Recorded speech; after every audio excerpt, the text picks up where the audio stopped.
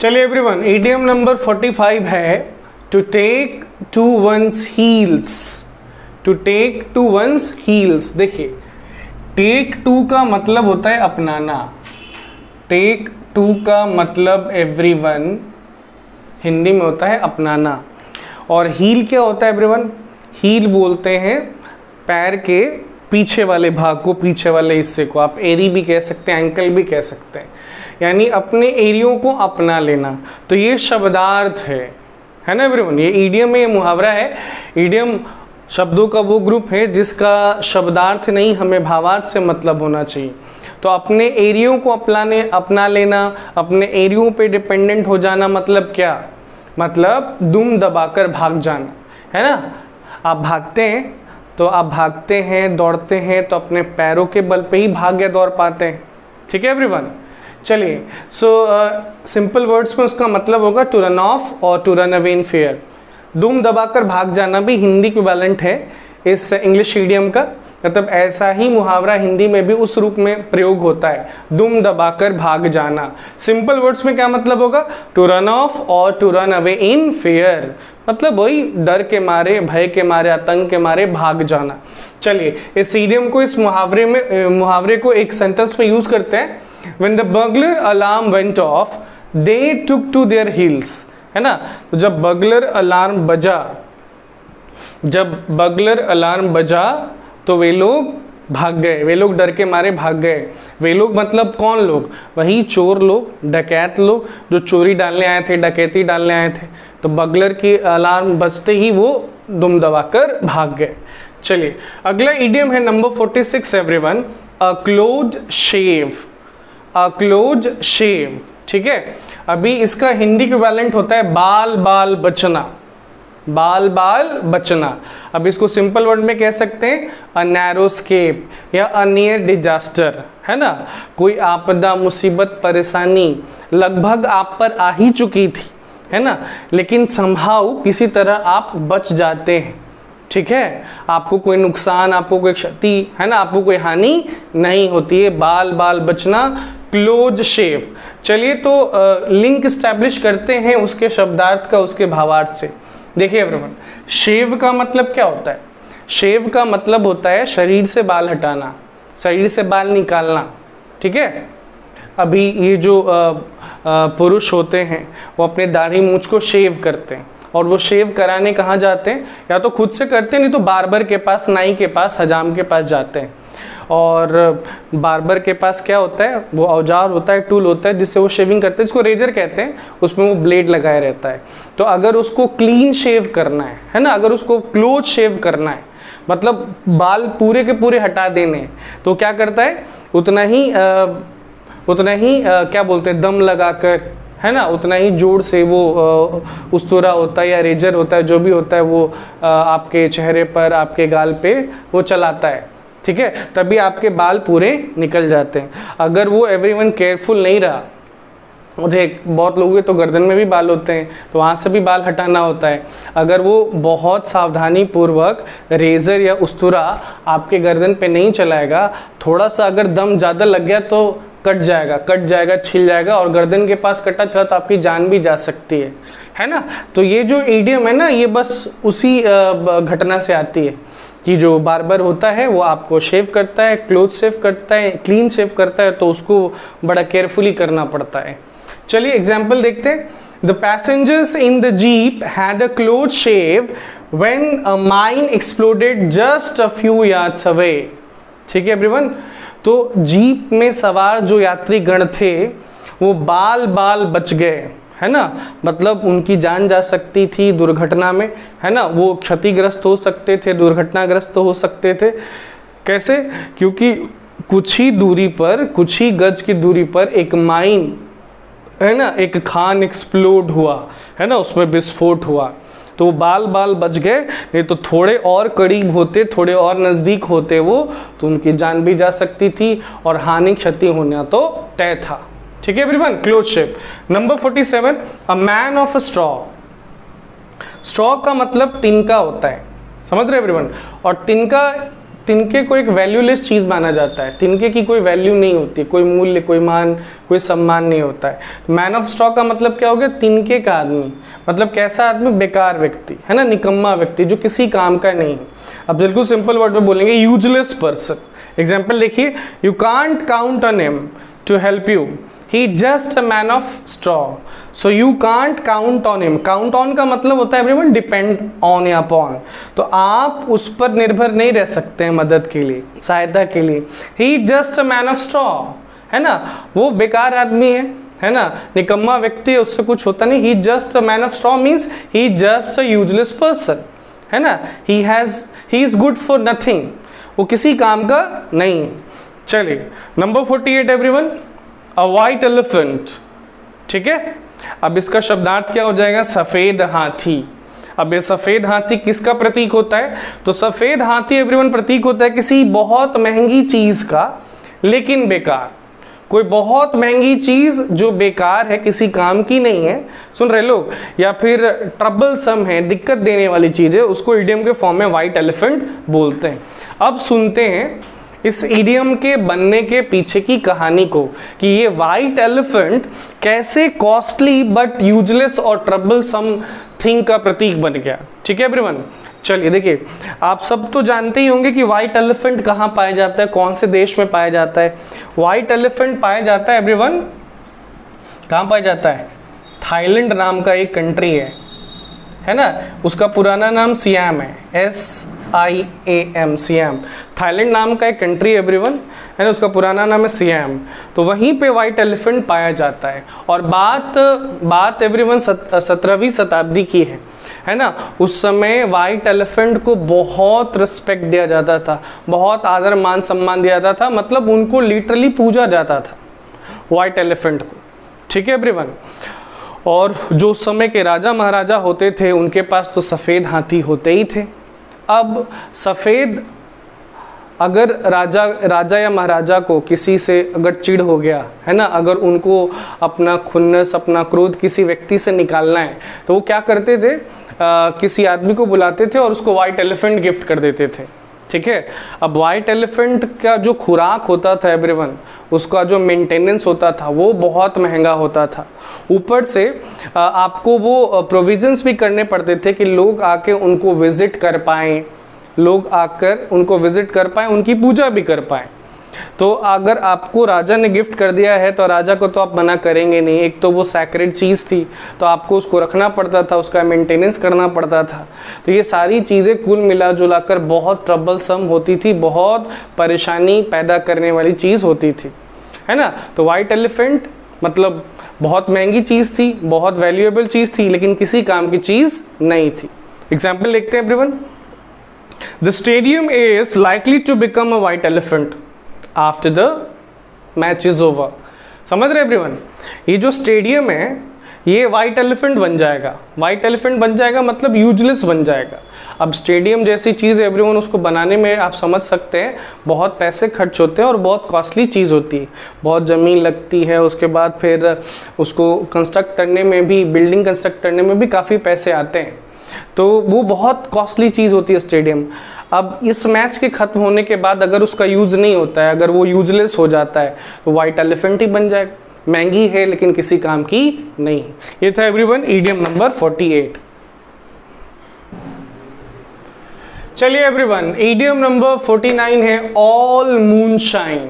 ठीक है, इसका मतलब सिंपल वर्ड्स में होता है टोटल लाइज, यानी पूरा का पूरा झूठ, है ना, पूरा का पूरा बकवास, पूरा का पूरा दिखावटी। ठीक है, एग्जाम्पल देखते हैं, the promises made by the politicians are all moonshine. ठीक है, तो वादे जो हमारे पॉलिटिशियंस करते हैं हमसे, वो सब झूठ होते हैं, पूरे के पूरे झूठ होते हैं, उसमें कुछ भी सच्चाई नहीं होती है ना। अब शब्दार्थ का भावार्थ से क्या लिंक है एवरीवन? मून शाइन, है ना। शाइन मतलब क्या होता है? चमक। ठीक है, मून मतलब चंद्रमा। आपको मालूम है कि चंद्रमा की जो चमक है, चंद्रमा की जो लाइट है, वो उसकी खुद की अपनी नहीं है, वो सन के लाइट को रिफ्लेक्ट करता है। तो लगता है कि रोशनी उससे आ रही है ना, लेकिन रोशनी उसकी नहीं, रोशनी तो असल में किसकी है? सन की है, सूरज की है है ना एवरीवन। तो वो लाइट है मून की, लेकिन ओरिजिनली उसकी नहीं है ना। तो लगता है कि चंद्रमा की रोशनी है वो, चंद्रमा की चमक है वो, लेकिन वास्तव में चंद्रमा की चमक नहीं है, मतलब झूठी चीज है ना, दिखावटी चीज, देखने की चीज। तो बस यही लिंक था एवरीवन शब्दार्थ का और भावार्थ का। चलिए आगे बढ़ते हैं ईडियम नंबर 50 की तरफ। An axe to grind, an axe to grind, इसका मीनिंग सिंपल वर्ड्स में होता है हैव अ प्राइवेट और selfish reason for doing something, है ना। हैव अ प्राइवेट और selfish reason for doing something, किसी काम को करने के पीछे अपना कोई स्वार्थ होना, है ना। किसी काम को करने के पीछे अपना कोई स्वार्थ, निजी लाभ होना, ये मतलब होता है एन एक्स टू ग्राइंड का। एग्जाम्पल देख लेते हैं, उसके बाद फिर हम शब्दार्थ का भावार्थ से लिंक समझेंगे। चलिए एवरीवन एग्जाम्पल देखिए। He has no political axe to grind, he is just concerned about the state of affairs. क्या कहा जा रहा है एवरीवन कि उसका इस मामले में कोई पॉलिटिकल, राजनीतिक निहित लाभ नहीं है, कोई निहित स्वार्थ नहीं है, है ना। तो वो तो बस वो जो चीजें हो रही हैं, वो जो घटनाएं घट रही हैं, उसके हालात पर चिंतित है, वरीड है, परेशान है। समझ पा रहे हैं। चलिए अब कनेक्शन समझिए, अब शब्दार्थ के भावार्थ का कनेक्शन समझिए ताकि आपको इजीली उसका मीनिंग याद रहे। ठीक है, देखिए एक्स क्या होता है, कुल्हाड़ी। ग्राइंड का मतलब क्या होता है, ग्राइंड का मतलब होता है पी जाना, है ना, धार तेज करना। ठीक है एवरीवन। तो क्या करते हैं, पुराने जमाने में लोग क्या करते थे, वो ग्राइंडिंग व्हील पर, है ना, वो एक्स का, कुल्हाड़ी का धार तेज करते थे, उसको पिजाते थे। ठीक है, और उसको पिजाने का मकसद क्या होता था उनका, मकसद यही होता था कि भाई उसको पिजा लेंगे, धारदार बना लेंगे तो किसी को अपंग करना या किसी की जान लेना आसान हो जाएगा, है ना। तो अगर वो पिजा रहे हैं, धार तेज कर रहे हैं अपनी कुल्हाड़ी का, तो निहित स्वार्थ, है ना, निहित लाभ, निजी लाभ उसके पीछे उनका छिपा हुआ है। ठीक है, आगे बढ़ते हैं। Number 51 everyone, at one's wits end. ये इडियम है, ये मुहावरा है, इसका मीनिंग सिंपल वर्ड में होता है unable to think what to do. ठीक है, कि क्या करे ना करे, उस स्थिति में चले जाना, है ना, मतलब असमर्थ रहना कि क्या किया जाए क्या ना किया जाए। तो दूसरे वर्ड में कह सकते हैं पजल्ड हो जाना, कंफ्यूज्ड हो जाना, दुविधा में पड़ जाना, एट वंस विट्स एंड। ठीक है, पहले एग्जाम्पल देख लेते हैं, पहले उदाहरण देख लेते हैं एवरीवन, उसके बाद फिर कनेक्शन देखेंगे, लिंक देखेंगे शब्दार्थ का भावार्थ से। ठीक है, we have tried every possible source without success and now I am at my wits end.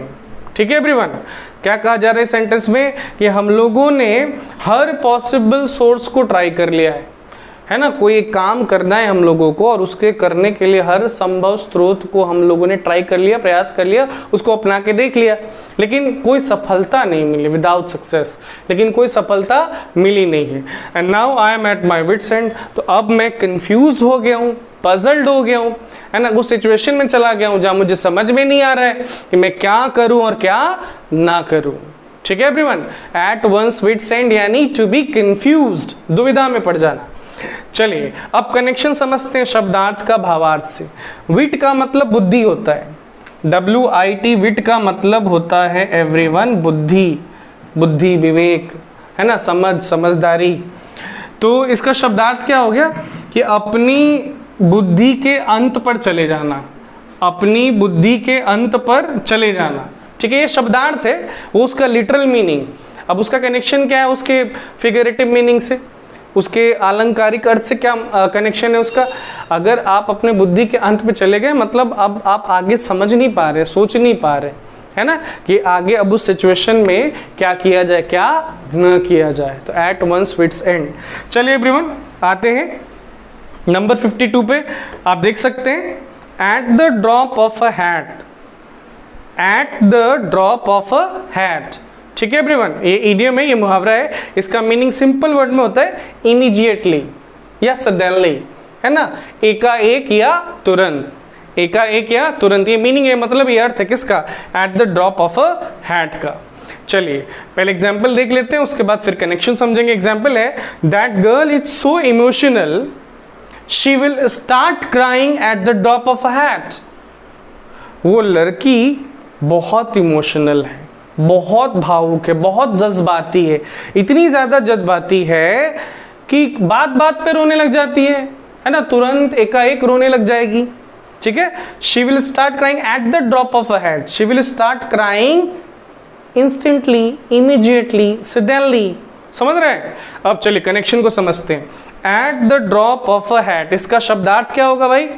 यानी हैट के गिरते ही, है ना, हैट मतलब टोपी और ड्रॉप मतलब गिरना।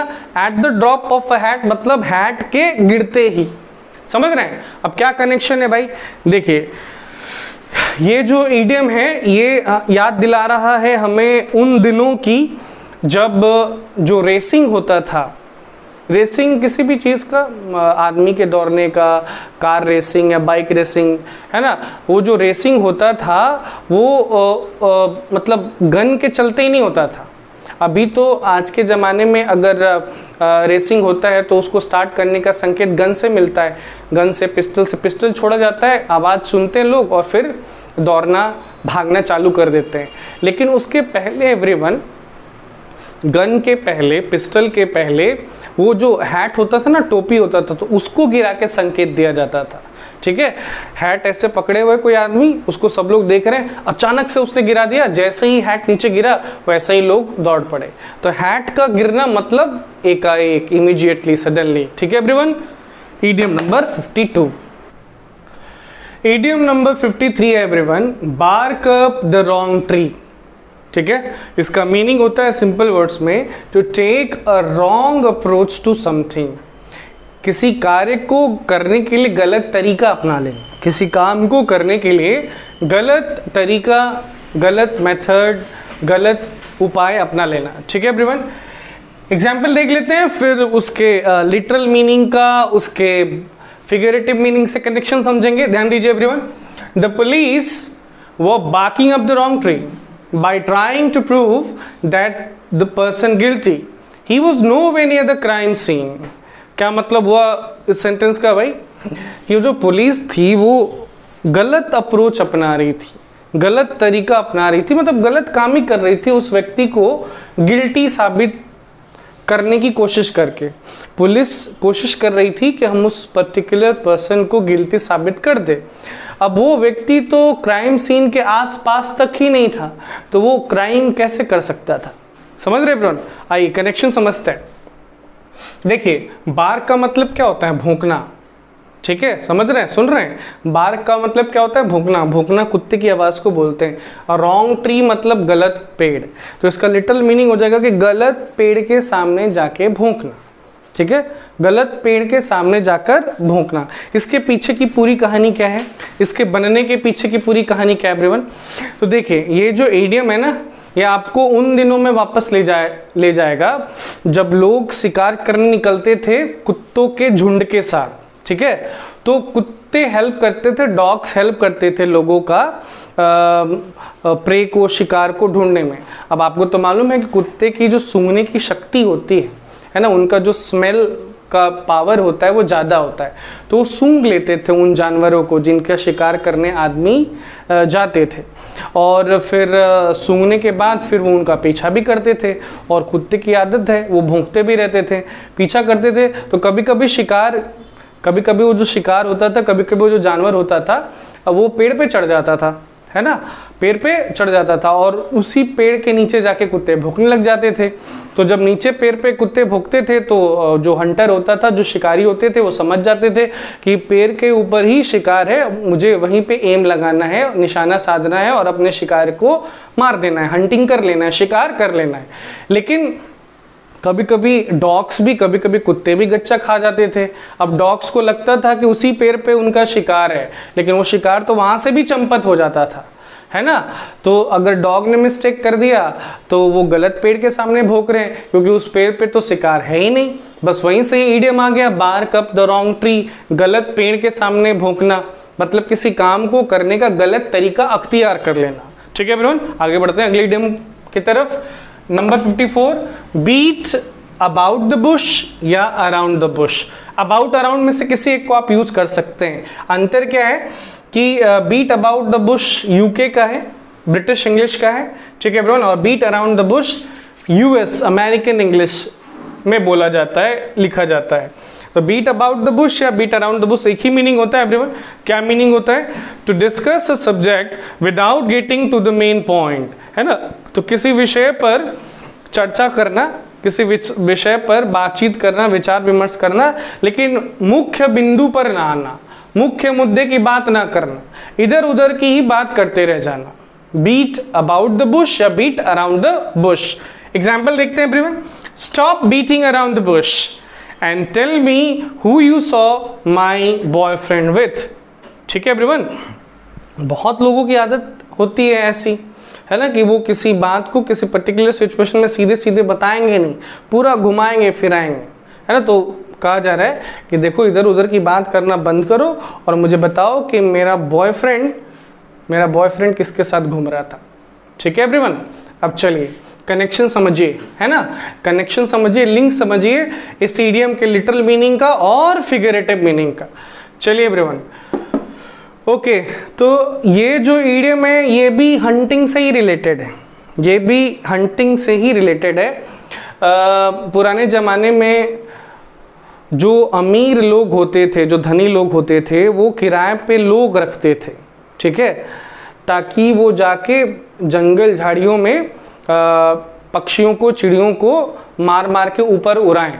और पक्षियाँ चिड़ियाँ जब ऊपर उड़ती थी तो ये निशाना लगा के, है ना, उनको मार दिया करते थे और इस तरह से हंटिंग करते थे।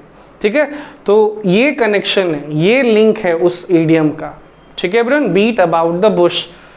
अब समझ सकते हैं आप मीनिंग भी उसका, उसके मीनिंग का कनेक्शन भी समझ सकते थे। वे तो बस झाड़ियों को मार रहे हैं, हम उनका मकसद तो यही था कि पक्षी बस आकाश में उड़ जाएं।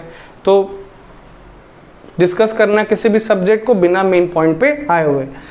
चलिए everyone, number 55, best of all possible worlds या best of both the world's.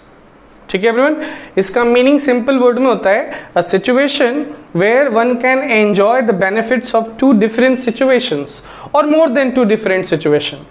तो best of all possible worlds या बेस्ट ऑफ बोथ वर्ल्ड्स का मतलब क्या होता है एवरीवन? एक ऐसी स्थिति या परिस्थिति जिसमें कोई व्यक्ति दो अलग अलग सिचुएशंस या दो से अधिक अलग अलग सिचुएशंस के बेनिफिट्स को उठाता है, लाभ को उठाता है। ठीक है एवरीवन। अब इसका हिंदी इक्विवेलेंट होता है दोनों हाथों में लड्डू होना। दोनों हाथों में लड्डू होना मतलब हर तरफ से लाभ आना, है ना, हर तरफ से मुनाफा कमाना, ये मीनिंग होता है सिंपल वर्ड्स में। एग्जाम्पल देख लेते हैं फिर कनेक्शन समझेंगे। Example everyone, he wanted to become an entrepreneur but could not leave the comforts of his job. He wanted the best of both worlds. ठीक है, ये किसी पर्टिकुलर पर्सन के बारे में बोला जा रहा है एवरीवन कि वो एक एंटरप्रेन्योर बनना चाहता था, है ना, वो एक इंडस्ट्रियलिस्ट बनना चाहता था, वो एक उद्यमी बनना चाहता था, लेकिन अपने जॉब के कंफर्ट्स को छोड़ना भी नहीं चाहता था। तो वो एंटरप्रेन्योर बन के उसका भी फायदा उठाना चाहता था और अपने जॉब का भी फायदा चाहता था। मतलब उसको दोनों हाथों में लड्डू चाहिए थे, मतलब उनको दोनों सिचुएशन के बेनिफिट्स चाहिए थे। ठीक है एवरीवन, आइए अब कनेक्शन को समझते हैं। बेस्ट ऑफ बोथ वर्ल्ड्स, है ना, इसका शब्दार्थ क्या होगा एवरीवन? कि दोनों दुनिया के सबसे अच्छी चीजें पास में होना, दोनों दुनिया की सबसे अच्छी चीजें पास में होना। एवरीवन, इस इडियम का जो ओरिजिन है वो अनक्लियर है, वो एग्जैक्टली पता नहीं है, लेकिन फिर भी ऐसे कयास लगाए जाते हैं, अंदाजा लगाया जाता है कि ये इडियम ना इस फैक्ट से, इस थ्योरी से आया है कि एक लाइफ, एक वर्ल्ड होता है हमारा, एक वर्ल्ड होता है, एक दुनिया होती है हमारे जीवन के पहले की, है, मतलब जब हम जी रहे होते हैं, और एक जीवन होता है, एक लाइफ होती है, एक दुनिया होता है हमारे मरने के बाद की। ठीक है, तो ऐसा माना जाता है बहुत सारे धर्मों में कि अगर आप जी रहे हैं और अगर आप अच्छे कर्म करते हैं तो इस जन्म में, है ना, अभी इस मतलब मृत्यु के पहले तो आपको, आपके साथ अच्छी चीज़ें होती ही हैं, आपको उसके लाभ मिलते ही हैं, और अगर आप कुछ अच्छा करते हैं तो मरने के बाद भी जो दूसरी लाइफ होती है, बहुत लोग मानते हैं ऐसे स्वर्ग में, हेवन में, वहाँ पे भी आपके साथ अच्छा होता है, वहाँ भी आप सुख भोगते हैं। तो इस दुनिया में भी आपने सुख भोगा और उस दुनिया में भी आप सुख भोगेंगे। तो इसी थियरी से लगता है कि ये वाला इडियम आया है एवरीवन, हालांकि इसका एग्जैक्ट ओरिजिन स्पष्ट नहीं है। Idiom number 55, 56 everyone, bite off more than one can chew. This is the idiom number 56। इसका मीनिंग होता है सिंपल वर्ड में to try to do more than you are able to do. ठीक है, इसका मतलब हिंदी में क्या हो जाएगा कि अपनी क्षमता से अधिक किसी काम को करने की कोशिश करना, प्रयास करना। ठीक है, एग्जाम्पल देखते हैं। It feels like I bit off more than I could chew when I promised to complete this worksheet in one day।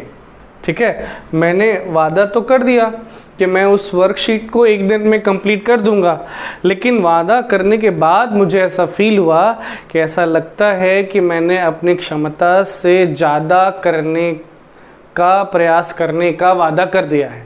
ठीक है एवरीवन, अब ये जो लिंक है लिटरल मीनिंग का और फिगरेटिव मीनिंग का, शब्दार्थ का और भावार्थ के बीच का जो लिंक है, कनेक्शन है, वो समझना बहुत इजी है। आप देख लीजिए, च्यू मतलब क्या होता है? चबाना, है ना।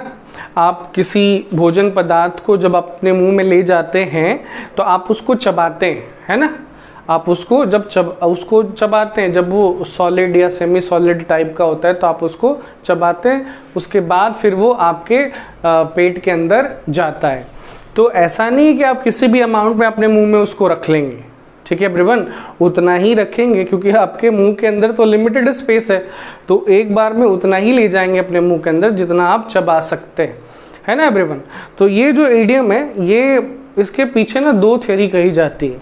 एक थ्योरी में कहा जाता है कि ये जो इडियम है ये निकला है अमेरिका से, जहाँ पर लोग टोबैको खाते थे। तो जब उनको टोबैको यानी तंबाकू ऑफर किया जाता था तो वो जितना चबा सकते थे उससे कहीं ज़्यादा बाइट कर लेते थे, काट लेते थे। ठीक है, मुंह उनका पूरा भर जाता था। मुंह पूरा भर जाएगा आपका तो फिर तो आप चबा पाएंगे नहीं। अच्छा, दूसरी थ्योरी जो है वो बच्चों को लेकर है कि बच्चे भी ऐसा करते थे कि अपने मुंह को पूरा भर लेते थे, इतना ज़्यादा भर लेते थे कि चबाने का उनको स्पेस नहीं मिल पाता था, जगह नहीं मिल पाती थी। ठीक है, तो मुंह में कोई फूड स्टफ इतना भर लेना कि आप उसको चबा ना पाओ, ये शब्दार्थ है। और इसका भावार्थ क्या है कि कोई कार्य इतना ज़्यादा ले लेना या उतना ज़्यादा करने की कोशिश करना जो आपके क्षमता से, है ना, आपके कार्य क्षमता से बाहर हो जाती। चलिए एग्जाम्पल देखते हैं। एग्जाम्पल तो देख लिया हमने एवरीवन, चलिए आगे बढ़ते हैं। 57th idiom. ठीक है, कैच रेड हैंडेड। कैच मतलब पकड़ना, रेड हैंडेड मतलब रंगे हाथ। ठीक है, रंगे हाथों पकड़ना, ये उसका हिंदी इक्विवेलेंट है, रंगे हाथों पकड़ना। मतलब किसी व्यक्ति को कोई गुनाह, अपराध, गलती करते वक्त ही पकड़ लेना।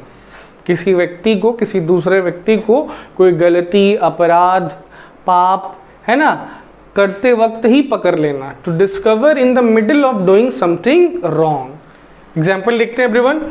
Tom was stealing the car when the police drive by and caught him red handed. ठीक है एवरीवन, तो जब टॉम कार चोरी कर रहा था उसी समय पुलिस आई और पुलिस ने उसको रंगे हाथों धर दबोचा। ठीक है एवरीवन, अब इस इडियम के बनने के पीछे की कहानी क्या है? इस इडियम के बनने के पीछे की कहानी क्या है एवरीवन? तो कहानी ऐसी है कुछ कि बहुत कॉमन था पुराने ज़माने में, जब लोग पशुओं को, जानवरों को चुराते थे और चुराने के बाद उसको मार दिया करते थे। ठीक है, तो उनको दोषी साबित करना, है ना, उनको हत्यारा साबित करना बहुत मुश्किल होता था अगर वो रंगे हाथों नहीं पकड़े जाते थे। लिटरली अगर उनके हाथ में या उनके बॉडी पार्ट पे कहीं भी अगर वो एनिमल का ब्लड नहीं पाया जाता था तो उनको दोषी साबित करना, गिल्टी साबित करना उन दिनों, उस पुराने ज़माने में डिफ़िकल्ट था। तो वहीं से आगे इडियम एवरीवन, रंगे हाथों पकड़े जाना। पकड़े जाना या पकड़ना मतलब गुनाह करते वक्त ही पकड़ लेना, कैच रेड हैंडेड। चलिए आगे बढ़ते हैं एवरीवन। इडियम नंबर 58, कॉस्ट नाम एंड लेग। कॉस्ट नाम एंड लेग मतलब वेरी एक्सपेंसिव। ठीक है, अगर किसी चीज की कीमत बहुत महंगी है ना, तो उसको मुहावरे के रूप में कहते हैं कि दैट थिंग कॉस्ट नाम एंड लेग, बहुत महंगा, बहुत महंगी। एग्जाम्पल है, you must visit that restaurant, the food is really good, it doesn't cost you an arm and leg. कहा जा रहा है एवरीवन कि आपको उस रेस्टोरेंट में जाना चाहिए, वहाँ जो फूड सर्व होता है वो सच में अच्छा होता है, और बहुत महंगा भी नहीं होता है ना। It doesn't cost you an arm and a leg, यानी it doesn't cost you much, वो आपको बहुत ज़्यादा पैसे नहीं लगेंगे। चलिए अब इसके बनने के पीछे की कहानी है ना। तो एवरीवन वॉर है ना, ये ईडियम आपको वॉर की याद दिलाता है, वॉर युद्ध की याद दिलाता है। ठीक है, वॉर में क्या होता है, जो सोल्जर्स होते हैं, जो सैनिक होते हैं, उनकी तो जानें भी जाती हैं, कभी कभी तो किसी का बाँह भी चला जाता है, हाथ भी चला जाता है। मतलब उन्होंने तो अपना पूरा जीवन ही न्यौछावर करने के लिए सेना ज्वाइन किया है, लेकिन कभी कभी वो सिर्फ घायल ही होते हैं, मरते नहीं हैं। तो इतनी बड़ी कुर्बानी, इतना बड़ा सेक्रीफाइस देना पड़ता है, तो ये बहुत ज़्यादा होती है, बहुत बड़ी कीमत होती है। तो cost N arm and a leg मतलब बाँह चला जाना, पैर चला जाना, मतलब बहुत बड़ी कीमत, मूल्य अदा करना। ठीक है एवरीवन, चलिए नंबर 59 है क्राई ओवर स्पिल्ट मिल्क।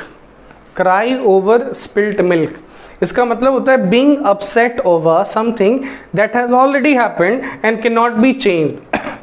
तो क्राई ओवर स्पिल्ट मिल्क का मतलब होता है एवरीवन बीइंग अपसेट, अपसेट होना, उदास होना, उदास होना, निराश होना, हैरान परेशान होना। ठीक है, किसी चीज़ के ऊपर जो हो चुकी है और जिसको बदला नहीं जा सकता है ना। कुछ ऐसा हो गया, कुछ अनचाहा ऐसा हो गया है ना एवरीवन, और आप उसको लेकर उदास हो गए, अब उसको चेंज कर नहीं सकते, और यही हो गया, यही मीनिंग है everyone cry over spilt milk का। ठीक है, कनेक्शन समझते हैं एवरीवन। उसके बाद फिर एग्जाम्पल भी देख लेंगे। देखिए मिल्क यानी दूध, स्पिल्ट मतलब गिरा हुआ है ना। तो अगर दूध है ग्लास में है ना एवरीवन, और किसी कारण वो गिर जाता है, ज़मीन पे गिर जाता है, फर्श पे गिर जाता है, अब उस पे रोने से, चिल्लाने से, उदास होने का क्या कोई फ़ायदा है? नहीं। तो क्राई ओवर स्पिल्ट मिल्क यानी कोई घटना जो घट गई, कोई अनचाही घटना जो घट गई, उसके ऊपर रोना, उदास होना, हैरान परेशान होना।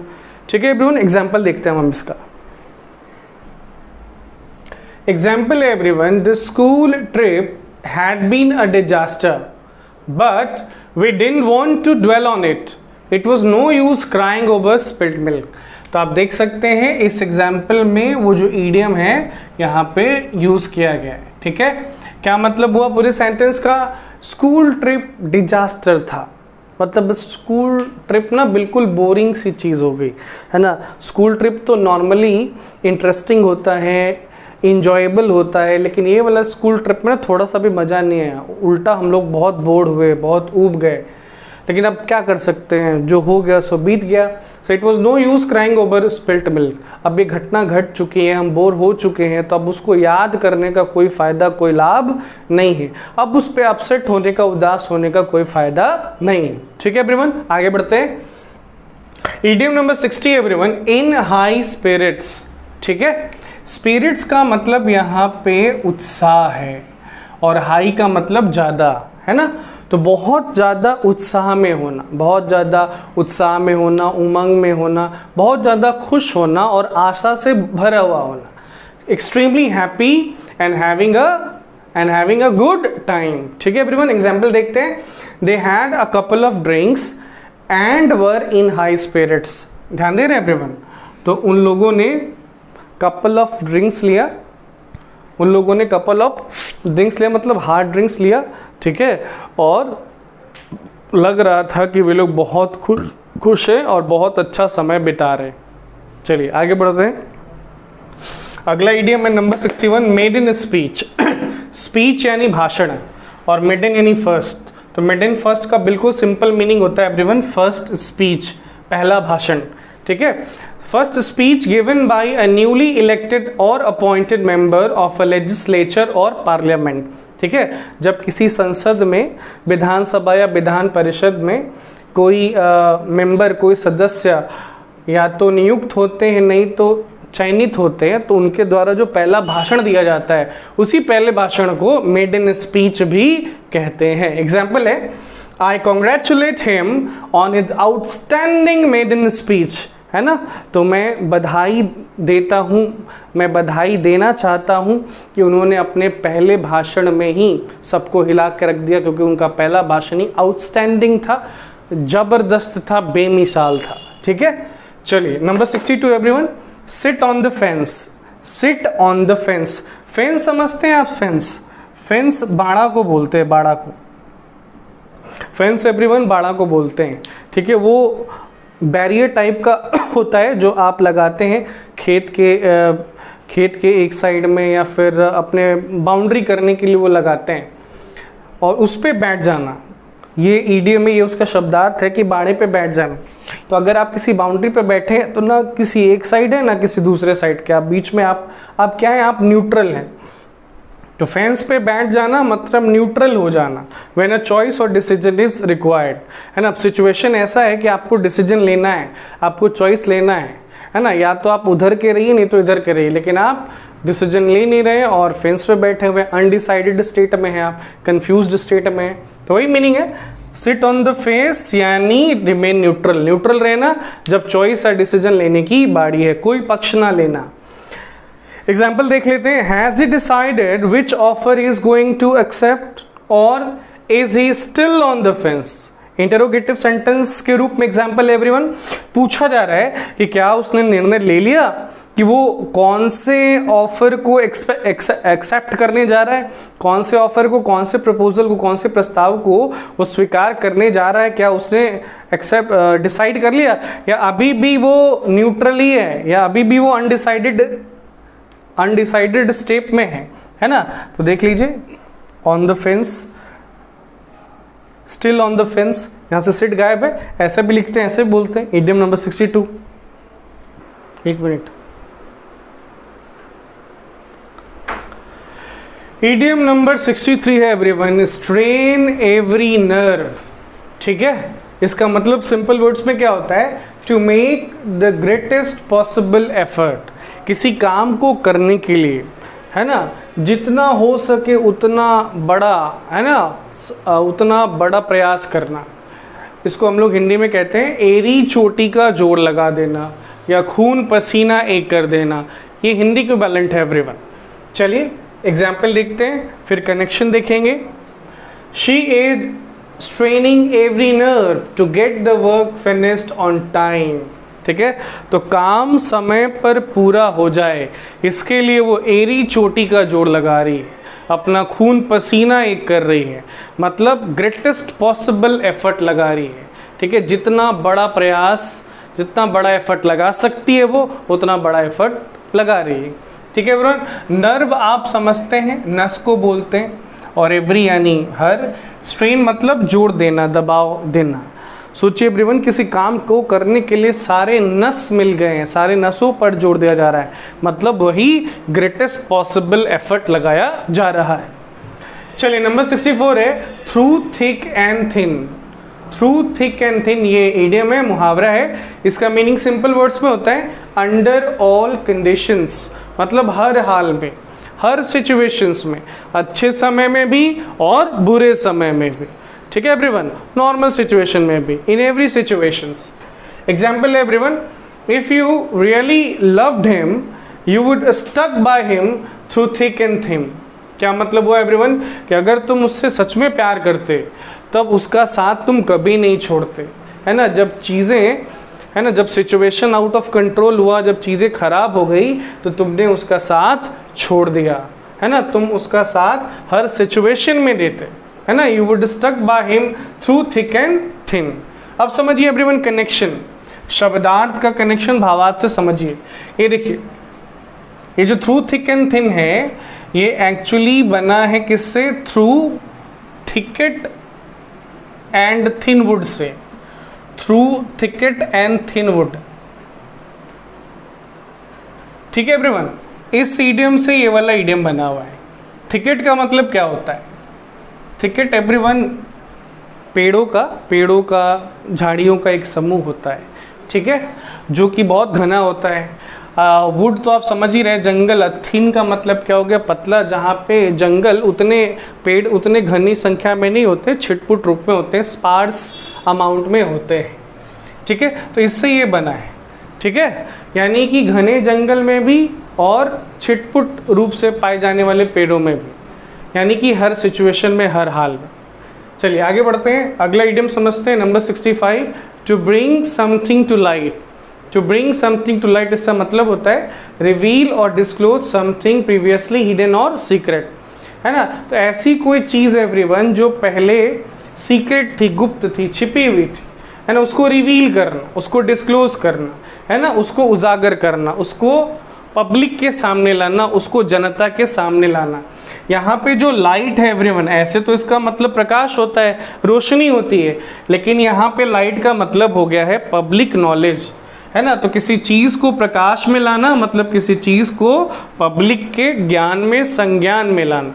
एग्जाम्पल है, after careful investigation all the facts of the case were brought to light. ठीक है एवरीवन, तो केस के उस मुकदमे के सारे तथ्यों को सामने लाया गया, है ना, प्रकाश में लाया गया, मतलब पब्लिक को, जनता को, लोगों को बताया गया केयरफुल इन्वेस्टिगेशन के बाद, है ना, केयरफुल छानबीन के बाद। Number 66 everyone, to pull one's leg, ये 66वां इडियम में मुहावरा है। इसका मीनिंग होता है सिंपल वर्ड में फूल और ट्रिक समबडी, है ना, किसी को बेवकूफ़ बनाना, मूर्ख बनाना, या किसी को ट्रिक करना, किसी को धोखा देना इन अ ह्यूमरस वे, मजाकिया तरीके से। इसी को एवरीवन हिंदी में कहते हैं टांग खींचना, मतलब वही किसी के साथ मजाक करना। मजाक करते हैं आप किसी के साथ तो अधिकतर सिचुएशन में आप उनको बेवकूफ़ी बनाते हैं, मूर्खी बनाते हैं। चलिए एग्जाम्पल देख लेते हैं, फिर कनेक्शन भी समझेंगे। Don't worry about what he said, he just pulling your leg, है ना। तो वो क्या कह रहे हैं उस पर तुम ज़्यादा ध्यान मत दो, उसका चिंता मत करो, वो बस आपकी टांग खींच रहे हैं, है ना, वो बस मजाक कर रहे हैं, उनका ऐसा कहने के पीछे कोई सही इरादा नहीं है। To pull one's leg everyone. चलिए अब इसके बनने के पीछे की कहानी को समझिए। ठीक है एवरीवन, देखिए बात उन दिनों की है जब इंग्लैंड में जो डकैत होते थे, रॉबर्स होते थे, या जो चोर होते थे, जो चोर चक्के होते थे, वो सच में लिटरली, है ना, वो लिटरली लोगों का ना पैर खींच लेते थे रस्सी वगैरह से बांध के, ठीक है, सड़कों पे, और उनको वो गिरा देते थे। और जब लोग गिर जाते थे तो ये उतने टाइम में जा कर के लोगों को मार पीट के किसी भी तरह से उनके आंख बंद करके, उनके हाथ पैर बांध करके, उनके पास जो भी पैसे वगैरह होते थे वो लूट लेते थे और भाग जाते थे। ठीक है एवरीवन, पुल वंस लेग।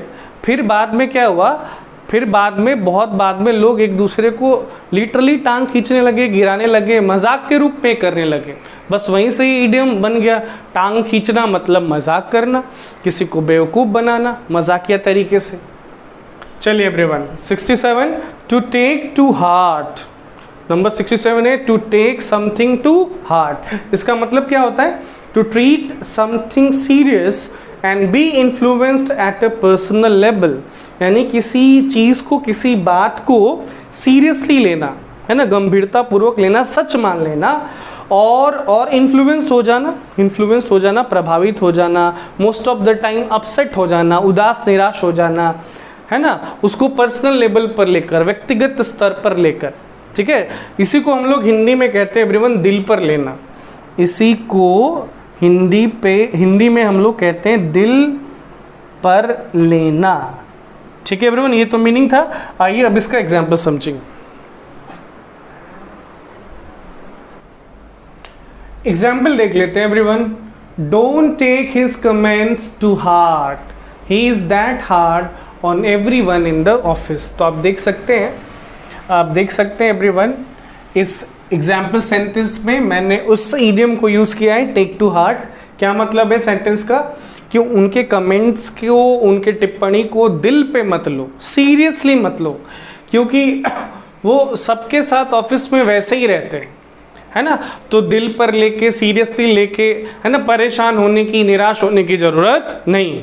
चलिए number 70 everyone, a close fisted person, यानी माइजर, कंजूस तो समझते हैं ना किसको कहते हैं, ऐसा व्यक्ति जिसको जहाँ खर्च करना चाहिए पैसा वहाँ वो खर्च करता नहीं है, कंजूस, माइजर, क्लोज फिस्टेड। एग्जाम्पल है, the current management had been extremely close fisted this year, है ना। क्या कहा जा रहा है एवरीवन, कि अभी का, वर्तमान का जो मैनेजमेंट है, ठीक है एवरीवन, वो बहुत ही क्लोज फिस्टेड रहा है, अभी का जो प्रबंधन है वो बहुत ही कंजूस रहा है, उसको जहाँ जहाँ पैसे लगाने चाहिए थे वहाँ वहाँ उसने लगाए नहीं हैं। कनेक्शन क्या है एवरीवन? देखिए, फीस्ट क्या होता है? मुट्ठी। क्लोज फीस्ट मतलब बंद मुट्ठी। अगर आपकी मुट्ठी बंद है तो सोचिए क्या आपके मुट्ठी से, आपके हाथ से कुछ निकलेगा खर्च करने के लिए? नहीं ना। तो बंद मुट्ठी वाला इंसान यानी कंजूस इंसान। आगे बढ़ते हैं एवरीवन। नंबर 71, अ फूल्स पैराडाइज। ठीक है, इसका मतलब होता है a state of happiness that is considered real only until the truth is revealed. मतलब खुशी, स्टेट ऑफ हैप्पीनेस यानी खुशी, उमंग, जो सही तब तक होता है जब तक कि सच सामने नहीं आ जाता है। तो कह सकते हैं गलत फहमी की खुशी, झूठ मूठ की खुशी। ठीक है, example, you must be in a fools paradise if you think that it will rain at the time of such hot summers. तो अगर आपको ऐसा लग रहा है कि इस गर्म मौसम में बारिश होगी, तब तो आप मुंगेरी लाल के सपने देख रहे हैं, तब तो आप गलत फहमी पाले हुए हैं, तब आप मुगालते में हैं और मुगालते में ही खुश हो रहे हैं, गलत फहमी में ही खुश हो रहे हैं। ठीक है एवरीवन, अ फूल्स पैराडाइज। अब इसका शब्दार्थ क्या होगा? मूर्खों का स्वर्ग, है ना। मूर्खों का स्वर्ग मतलब झूठा स्वर्ग, मतलब ऐसा सिचुएशन जिसमें वो खुश हैं, प्रसन्नचित हैं, लेकिन झूठ मूठ के हैं, और तब तक ही खुश है जब तक कि सच सामने नहीं आ जाता है। ठीक है, चलिए आगे बढ़ते हैं everyone. Number 72, a man of letters. देखिए, लेटर्स का मतलब होता है एवरीवन लेटर, LETT। लेटर का मतलब तो पत्र होता है, लेटर का मतलब अक्षर होता है, लेकिन यहाँ पे लेटर्स का मतलब हो गया नॉलेज। लेटर्स का मतलब हो गया एवरीवन नॉलेज। नॉलेज यानी ज्ञान, है ना।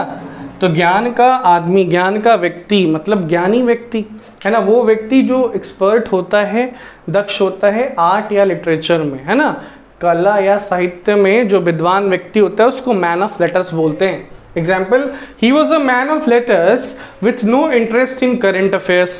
कहा जा रहा है एवरीवन वो विद्वान थे लेकिन उनका करंट अफेयर्स में, समसामयिक घटनाओं में कोई रुचि, दिलचस्पी नहीं थी।